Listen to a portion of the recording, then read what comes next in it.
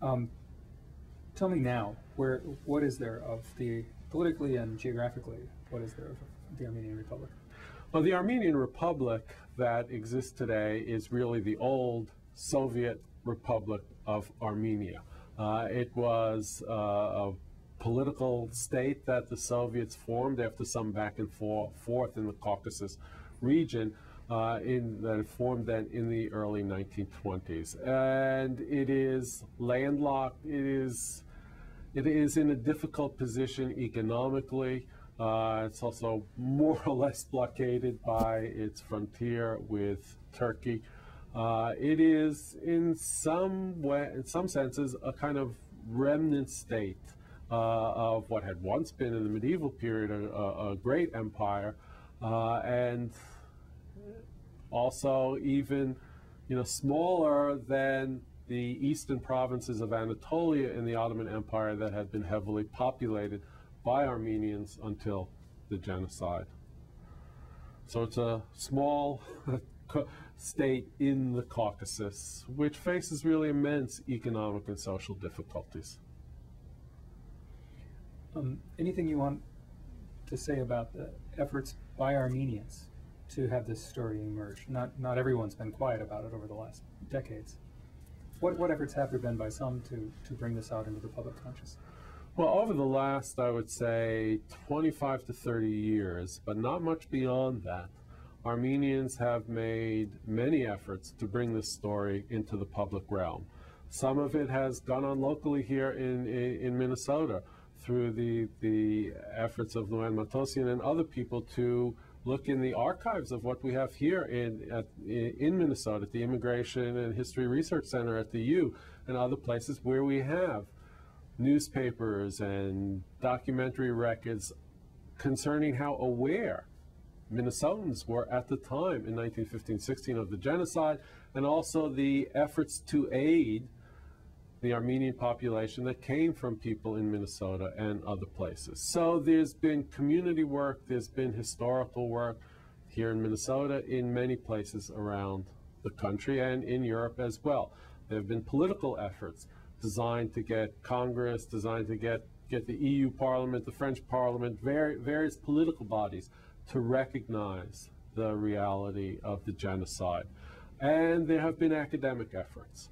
I think there were very, very few academics who really studied the Armenian genocide until 20 years ago at best. Richard Hovhannissian and Fahak Dadrian, probably foremost among the scholars who have done so much to uncover the story of the genocide. And now there are really quite a number of people, both in Germany and the rest of Europe and in North America and other parts of the world, in Armenia itself, who are engaged in scholarly research on the Armenian genocide, on the late history of the Ottoman Empire, the larger context in which the Armenian genocide unfolded. So I think we really are in a fairly good position now, far better than 25 years ago. There are also Armenians and Armenian scholars who are collecting testimonies from, it's really the children and grandchildren and great-grandchildren of survivors now. It's late. It's late to be collecting those testimonies, but at least it is finally happening. And I actually think that now we know a great deal. We know a lot more than we knew 25 years ago. The Ottoman archives are still not completely open to scholars, so there are problems there, but we know the history. There are details that need to be filled in, there are questions that need to be debated about it, but we know the story in its thick, in a thick kind of way. We have a lot of knowledge now, really, and it's important to convey that knowledge to the broader public. And as a scholar, I can ask you to say for us something that would lead a viewer to the website for the Center for Holocaust and Genocide Studies at the University of Minnesota, about what a rich resource that is for people wanting to hear more and know more. Okay. And we have a lot of work that bridges the public and scholarly communities.